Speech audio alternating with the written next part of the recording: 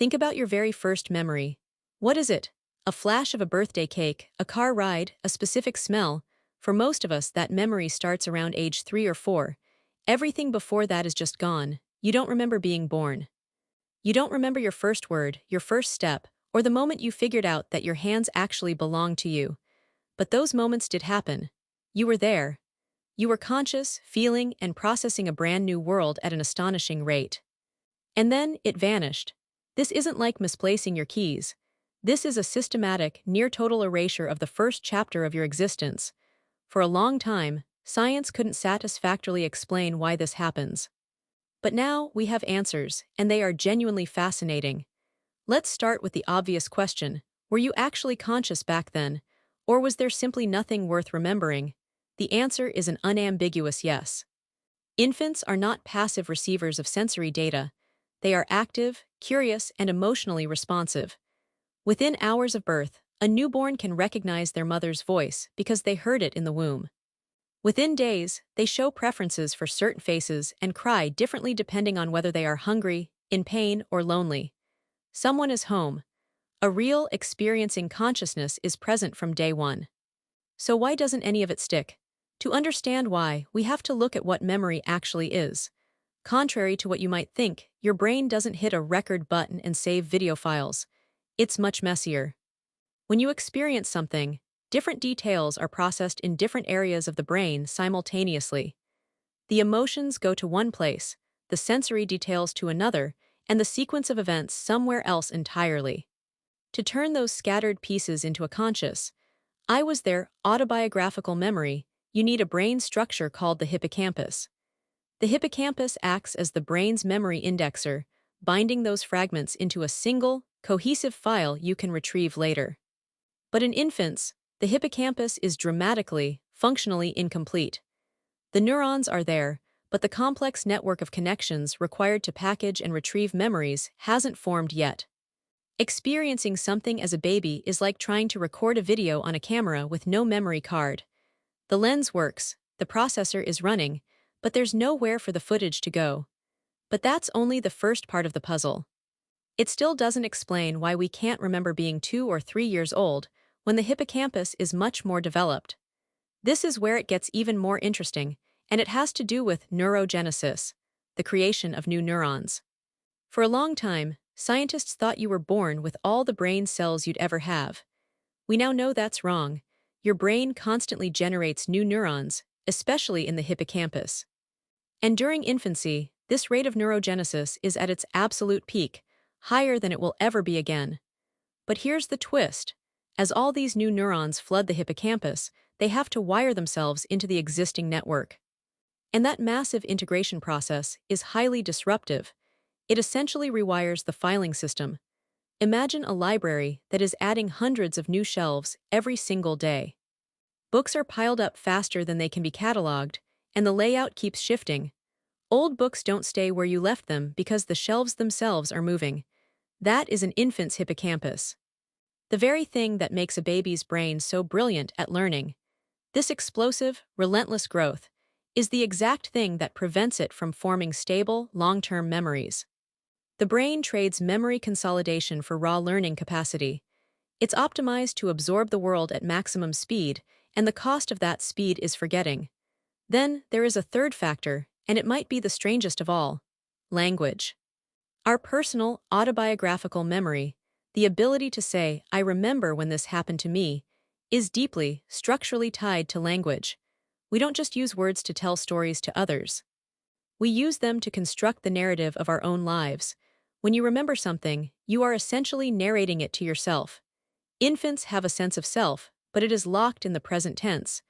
I am experiencing this right now. To project that self backward in time and build a personal history, we need the scaffolding of language. Without language, there is no story. Without a story, there is no narrator. And without a narrator, there is no I to hold the memory. Studies across cultures back this up. Children whose parents engage in memory talk, collaboratively reminiscing and asking questions about the past, develop earlier, more detailed autobiographical memories. Bilingual children often recall their earliest memories in the language they were using at the time, even if they rarely use that language as adults. Even people who learn sign language as their first language show the exact same pattern of infantile amnesia. Language isn't just how we share our memories, it's how we build them in the first place. So, we have three overlapping forces: an immature hippocampus, explosive neurogenesis, and a lack of language scaffolding. Together, they create a window of near-total amnesia over the most formative years of your life. But here is the wild part: the experiences you forgot are still running your life. Your infant years are gone from your conscious mind, but they are deeply etched into your biology. This is the difference between explicit memory, the stories you can consciously recall, and implicit memory, the lessons your body keeps. The attachment patterns you formed with your caregivers in your first year of life, whether you learned the world is safe and reliable or chaotic and cold, are encoded as implicit expectations. They are emotional reflexes operating below conscious awareness. If you were consistently soothed when you cried, your nervous system learned at a biological level that distress is temporary and help will come. That default setting shapes how you handle stress, how quickly you calm down, and how easily you trust others as an adult. If you were left to cry without comfort, your nervous system calibrated to a different default setting. You can't recall the specific nights you felt abandoned or safe, but those moments accumulated into a posture toward existence that you carry with you every single day. You forgot the experiences, but you kept the lessons. And because you can't access those memories, you can't easily examine the lessons. You just react, wondering why you are the way you are. To make things even more complicated, many of the earliest memories you think you have are actually fake. This is a well-documented and deeply unsettling reality of memory research.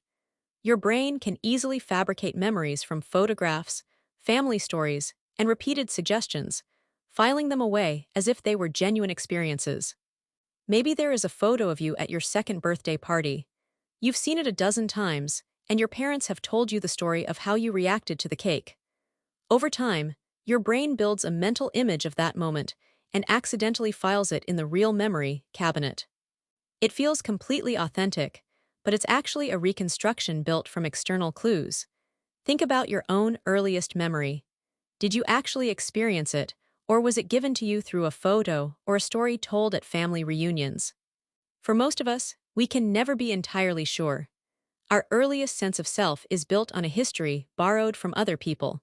But why do some people seem to remember things earlier than others? The onset of autobiographical memory varies. While the average is around 3 to 3.5, some people have genuine memories from age 2, while others remember nothing before 5 or 6. Beyond cultural differences and memory talk, gender plays a role. Women, on average, report earlier and more emotionally detailed childhood memories than men. Stress also plays a major part. The amygdala, the brain's emotional alarm system, develops much earlier than the hippocampus. Because of this, intense fear or trauma can leave deep emotional or physical residues. You might feel an inexplicable surge of anxiety in a hospital, or an intense feeling of safety from a specific smell, without any conscious narrative of why. Your emotions remember what your mind forgot. And finally, we have to talk about sleep. Memory consolidation happens while we sleep, specifically during slow-wave and active REM sleep. Newborns sleep an incredible 16 to 18 hours a day, spending a massive portion of that time in REM-like states. For a long time, scientists ignored this. But now, researchers believe this massive amount of sleep serves a fundamental purpose, not to save individual memory files, but to install the operating system. An infant sleeping 18 hours a day is busy learning how faces work, how voices sound, how gravity behaves, and how human interaction flows. The brain isn't saving files because it is busy building the software. You don't remember learning how to see, or learning that objects are solid, or learning how to read facial expressions, but you do all of these things automatically every single day. That foundation was poured during the years you can't remember. So, what does this mean for you right now? It means you are built from experiences you cannot consciously access. The foundation of your entire identity, your attachment style, your stress responses, your deepest anxieties, and your unspeakable comforts, was laid down in the dark. Depending on how you look at it, This is either terrifying or incredibly liberating. It's terrifying because you can't go back and audit your foundation. You can't easily trace your adult issues back to their exact origin. But it is liberating because the absence of a fixed, explicit story means you aren't trapped by it.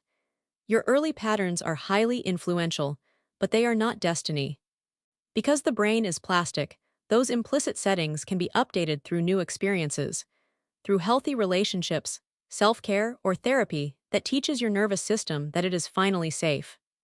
Ultimately, we are all carrying an implicit emotional inheritance, passed down through generations of caregivers who were also shaped by experiences they couldn't remember. Your first years absolutely happened. They were the most critical, explosive, and formative years of your life,